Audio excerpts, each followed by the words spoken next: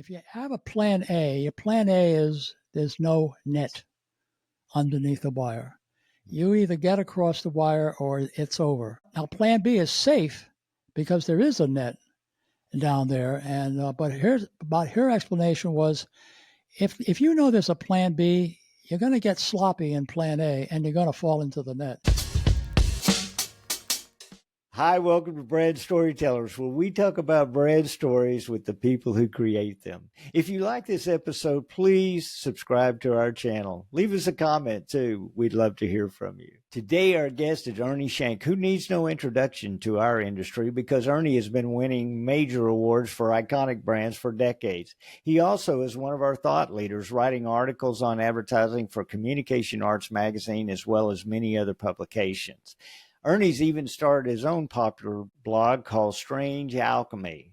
He's going to talk about that with us, plus his philosophy of creating brand stories that are innovative.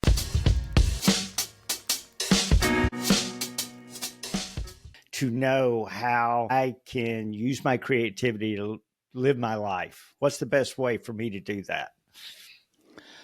Well, I think I started a newsletter recently called Strange Alchemy, and one of the reasons I did it was because I was hoping to do an extension of my column in CA. Wanted to find a way to how can I reach readers on a more frequent basis, and what I wanted it to be was exactly what you're talking about. I mean, how can we as creatives migrate the creative thought that we have in our work to our life in general. I'm very much a fan of Rick Rubin, and I think that Rick has been terrific at talking about the creative life. Yeah. I mean, one example from the column that I had written a few years back, when our daughter was in high school and she was looking at colleges, and you'll see where this is going. She after much examination, she zeroed in on a whole bunch of schools that she wanted to apply to, and she came to us and said, "Guys, I've given this a lot of thought, and I think what I really want to do, I want to be an actor." Okay, when she said that, I could have sworn she said, "Guys, I've given this a lot of thought, and I really think I want to be a waitress." Yeah, I could have sworn I I heard that, but I guess not. She meant it, and I said, "Well, Meredith, that's great. That's a worthy goal, but you might want to have a plan B, like major in acting, major in film, whatever you want to do, but have another major in I don't know what, maybe engineering or something that you can fall back on." And she taught me kind of a valuable lesson that day that I still live by. It's like, Dad, there is no plan B. There's only a plan A. And she likened it to like a high wire act. And you're up there on the wire, and if you have a plan A, your plan A is there's no net underneath the wire. You either get across the wire or it's over. Right. Now, plan B is safe because there is a net down there. But her explanation was, if you know there's a plan B, you're going to get sloppy in plan A and you're going to fall into the net. And there's nothing wrong with that. But then applying that to what, the work that we do, if your mission in life is to be a great creative, and you want to work at Wieden & Kennedy more than anything in the world, you're determined that's your mission, you're getting into hell or high water. Okay, and you have to go for that, and you have to do whatever you have to do. You have to become a student of Wieden & Kennedy. You have to understand their history, where they come from, how did they get to be who they are, and the ways that their work has a certain gestalt that nobody else has. Now, you could have a plan B and say, well, if I don't make it in Portland, I can, I'll go back to North Platte, Nebraska, and I can work there, and I'll have a nice little family, and I'll have a nice little life. But you'll never have attained greatness, which is what Plan A was all about. Because I so totally agree. But you're a coach, and you surely know this stuff. Mm-hmm. Yeah. And that is kind of burning the ships, as they say, where there's just no way back. It's great when our children teach us the lessons that we maybe have forgotten ourselves. And Yeah. that is something when you were mentioning Rick Rubin, that I love his book. I love listening to interviews of him uh, because you can tell that what he's saying is what you're saying, which is we need to view our lives as a creative endeavor. I'm just reminded we do need to lead more creative lives. It's so important to the world that we live in, not just to our lives, but to the lives of billions around the world. But I just wanted to bring this up because it kind of has been in my head lately. This idea that we have a crisis of trust in how we view what it is to be creative. I mean, why is it that we go to almost anywhere else and we trust in our educators and we trust in, almost everything. But when it comes to the act of being creative, a lot of, and this is true of a lot of clients, there is not an element of trust there. And we kind of have lost that. We certainly used to have that a lot more than we do now, I think. And so Do you think uh, that's do you think that's because we lose trust in ourselves? it could It's hard be that we've been losing trust in who we are. I'm not sure a lot of us even know who or what we are anymore. I certainly think I do. I think you do, but I yeah. think that a lot of human behavior I see right now, I think, is fueled by a desperate need to be relevant in this world. I see it I see an example who get on LinkedIn or Facebook or whatever, and everything is about the old days when, and they're always, we're always looking at work that is 25 years old, like we had this, it was, and why is that? Because that individual has a need to still be relevant and not feel invisible. Uh, and so many, I think so many of us do feel invisible. So, but if we could just learn to lead a more creative life, I think that could go a long way toward helping that. Yeah. Mainly, it kind of puts you at peace with yourself, I would think. Right. And when you're at peace with yourself, you're going to have the confidence to take the risk of creativity. Yeah. Yeah. There's certainly a risk involved, isn't there? I mean, we can fall flat Well, on our face. that's the no plan B. Right. Um, but like I said, I'm pretty interested in the margins of, like, how do you come up with ideas? And if you ask a lot of guys in the ad business, they'll have an explanation for how they come up with their ideas. But I don't think what a lot of people realize, I happen to believe this, maybe not everybody does, but I happen to believe that we don't come up with ideas at all. They come up with us. And Hmm. what I mean by that is, like, ideas are just something that are floating around out there in the ether, waiting to be snatched up by whoever's ready to receive them. Uh, and you have to be able to recognize a great idea when it hits you in the face. And if you don't do something with it, I've written about this extensively. If you don't do something with that idea that hits you on the bus, or while while you're driving into work or whatever, if you don't turn around and do something with that, well, it's not your idea.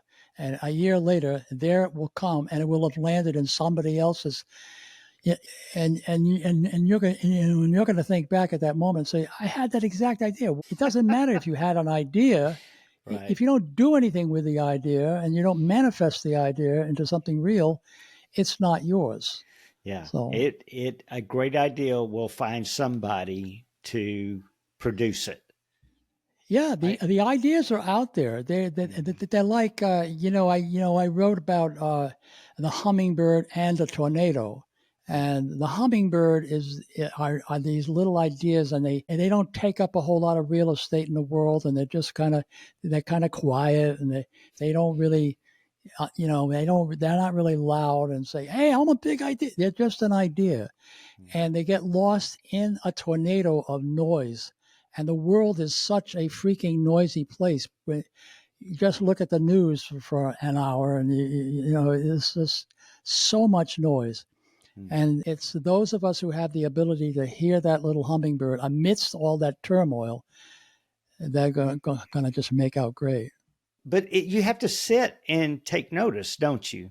You have to contemplate. You really do. I'm doing I'm doing an article for next week on Nick Cave, and Nick don't care much for his music, but he's a very creative guy, and he's got a lot of thoughts about the creative life himself. And so I do a kind of a mock interview, kind of like what we're doing here, but I'm doing it with Nick Cave. Not for real. It's a mock interview. Oh, those are the best kind. Yeah, because I get to control the whole damn thing. That's right. But he talks about, I mean, it was kind of in relation to an idea like what happens one day if you wake up one morning and you're not creative anymore. You don't have an idea. You can't buy an idea. And you could be 25 years old. You could be whatever. But you just wake up one day and the spark is gone. How do you get it back? And he talks a lot about, at least about his process, where it's kind of what you're talking about. He goes to his desk and he doesn't do anything. He stares out the window, and he doesn't have a pad or a laptop or anything like that. He just stares out the window, waiting until the idea presents itself. And then it's up to him to do something with it. So it's very much like what you're talking about. We have to be, you have to have your idea radar on at all times, because you never know when it's going to hit. That's right. And then you know what's interesting, Bart, is like I remember reading about an NYU professor, and she, at the beginning of every new class each year, she gives them this assignment that I want you to, tomorrow morning. No, I'm sorry. Let me just back up. She starts the first class of the year off with, I want you to write down 12 things that you saw on the way to class this morning. And people might be able to, come up with one or two or three. And hardly anybody can remember 12 things that they saw. That's interesting. And so she makes a study of that. And by the end of the first month, they're coming up with 10, 12, 25 things, little things. I'm not talking about big events. Oh, yeah. Like a robbery on a bus or something. They're talking about a cat in a window, or the way the sun hit the glass on a bodega or something, and it was a shade of violet and pink, and it's this whole thing of being able to observe the universe around you, because the more you're able to do that, the more open your mind is, the more high gain your radar is to unusual ideas that you never would have thought of. In a way, that's the intangible that you're talking about. You can apply technique all day long, but that intangible, that's where the people that kind of do the iconic work, I think that's where we see the magic, the little magic happen. Have you ever heard the story about J.J. Abrams and the mystery box? No, I haven't heard. Okay. So J.J., when he was a little kid, I mean, you talk about magic. This is a story of magic. So J.J., when he was maybe 10 years old, living in Brooklyn, his grandfather, for J.J.'s birthday, J.J. was very enamored with magic, doing magic tricks and all that. And his granddad knew of a little magic shop, this weird little magic shop in Brooklyn. He took him there and he said, you just take a look around, whatever you want to see, whatever you want. So he came across this box with a wooden box, very plain, and it had no markings on it, but it had a lock on it. And you didn't know what was in it. But that's what he wanted, because he didn't know what he was getting, and it was a mystery. And he kind of loved that idea. So his grandfather said, "You sure that's what you want? They got so many cool things." Months later, his grandfather stopped by and he went in his room and he saw the box and he said, "JJ, you didn't even open it. Well, why not?" He said, "Because I don't want to know. I love the mystery of it." And so to this day, JJ is, huge, right? He's still got that box in his office and it's never been opened by anybody. And when you look at much of JJ's work, like Lost and a lot of other things, Fringe, they do kind of focus on this idea of, you don't know what the hell what is going on that island. You just, I don't know. It's a mystery. So, and I think what makes me sad about where we are right now in this business, we're taking all the mystery out of this business. Yeah. Right? It's all been stripped off. Everything has to be so analytical now. Yes, analytical. Measured. When did you imagine doing Strange Alchemy? First time? When? Because about a year and a half ago. And like I said, I was really, my career is kind of, in recent years, has taken a kind of a journalistic direction a little bit. Not crazy, but I'm very much, I find it very appealing, the whole idea of journalism and journalistic writing. And so that's what I've loved about the column. It's given me that outlet. And I wanted more, I would like to have more of that. So I thought, I think Substack has been offering a great product, great platform that they have there. And so I went ahead and I planned out this newsletter, which comes out twice a week. And it's a lot of writing. Yeah, you're very prolific. I can't keep up with all your posts. Come on. I try. Keep up, will you? I will. Try to follow along. I'll do better. I promise. But so, there's so many things I have to say about, like, me out there on the far horizon of what it means to live a creative life.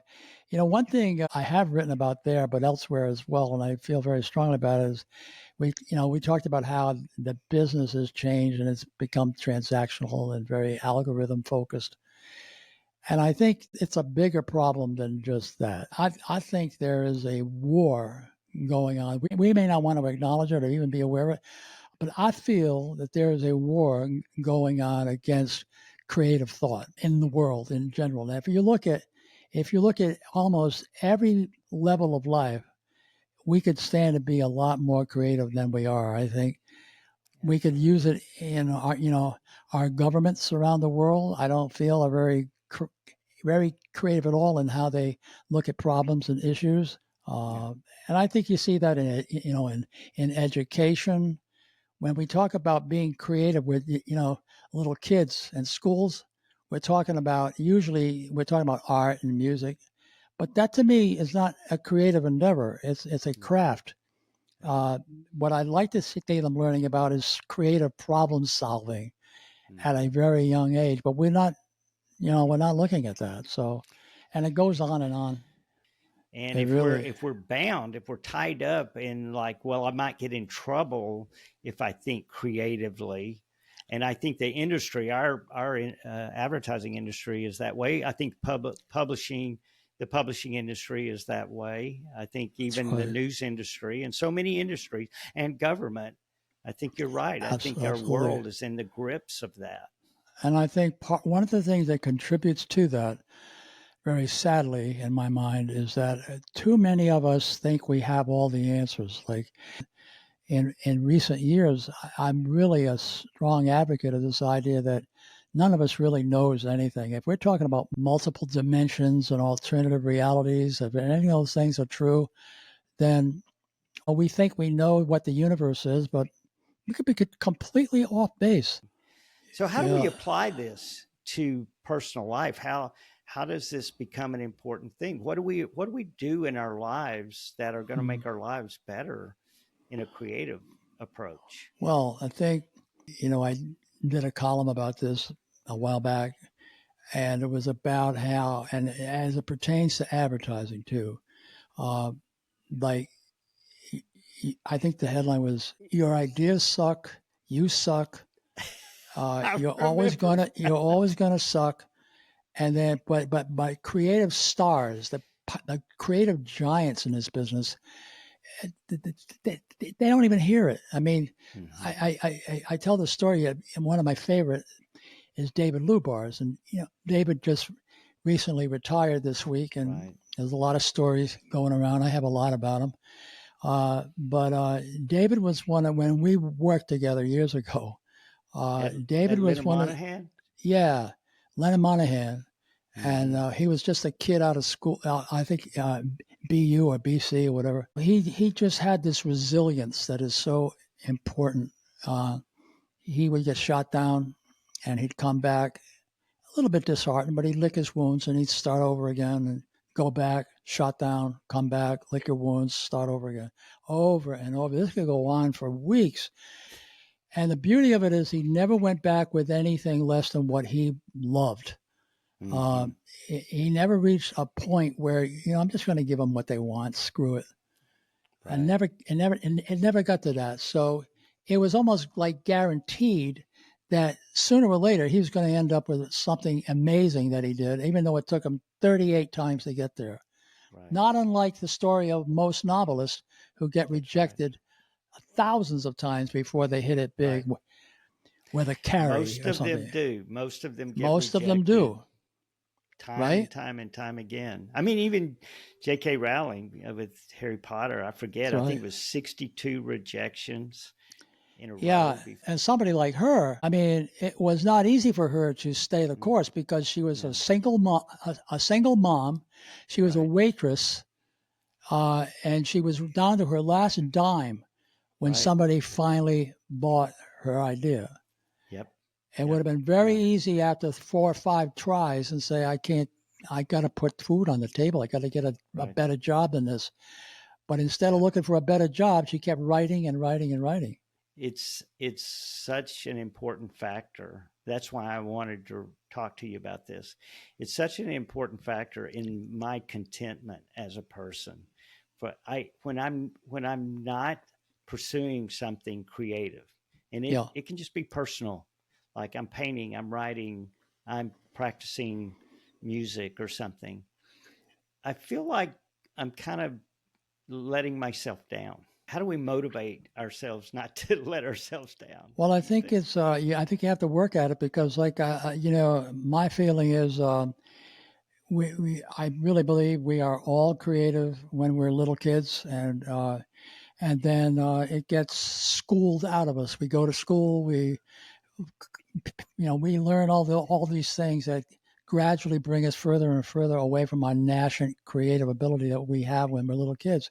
It's like Right. it's like we don't hear the bell anymore, um, and I think I wrote about like we used to play. Play used to be a big thing when we're Mm-hmm. little kids. It's all about playing. We have toys, we have whatever. We turn everything into a game. Everything is fun, and somewhere Mm-hmm. along the line, as we get to be grown ups, we don't have that same kind of fun anymore. And play takes on a different meaning. And that's not that we don't have play, but it's not like that pure play we had when we were children. And so, to the extent I think that you can recapture your childlike innocence and love of playing, just for that reason alone, and none other, I think that's how we can help ourselves a lot.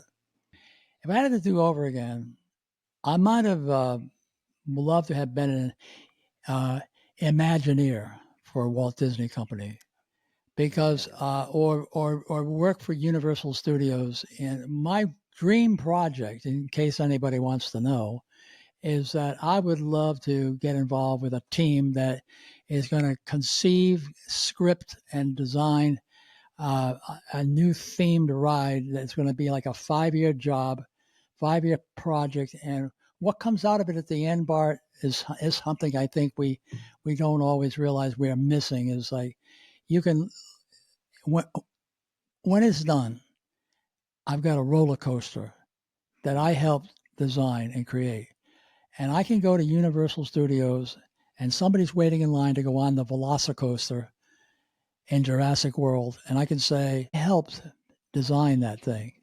Yeah. You're kidding. No, I actually did. It's something you leave behind that's tangible instead of a commercial that, or whatever it is, an online film or. Well, you find so many times it might be a book, it might be a movie or something, and you learn the story behind it, and they literally wrote it like 15 years ago. Right. They wrote the Very initial true. idea down for it, Right. and they just wouldn't let go of it. And don't you think that's another aspect of living the creative life is don't let go of that dream, of those items that or your inspiration, your Well, muse? it's hard to do. I mean, there's a reason that a lot of us don't do it because it's very difficult to do it.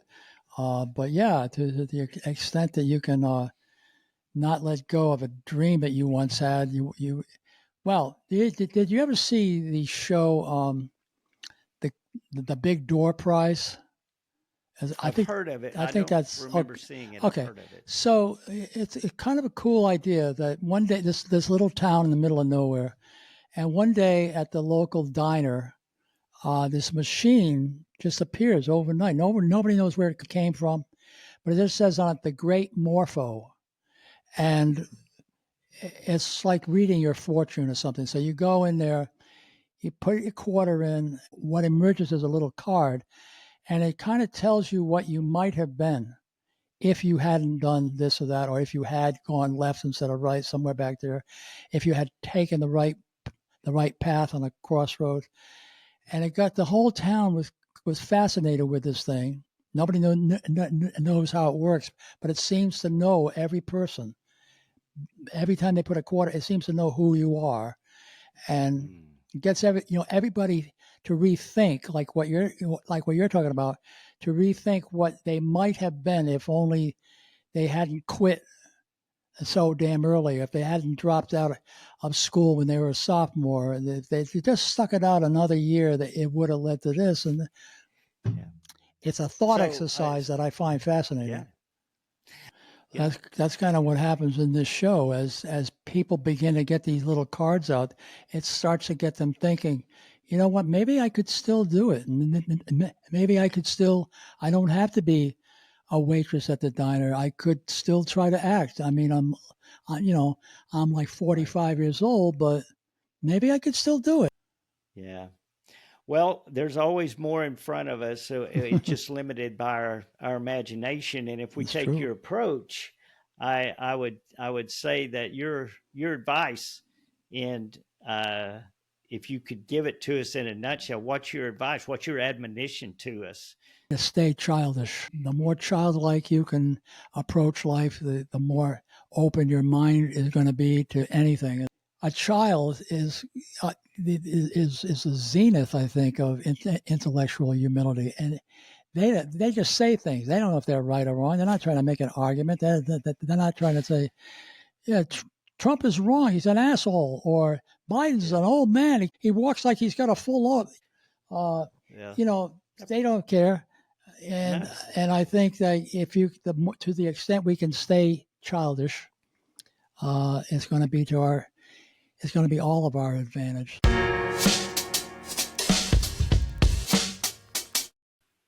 Ernie pulls no punches when it comes to making great brands. If you like this episode, please subscribe to the channel. Maybe leave us a comment. Also, if you want to learn more directly from Ernie, there's links in the show notes. We're going to have more brand storytelling later, and we hope to see you in our next episode. Take care.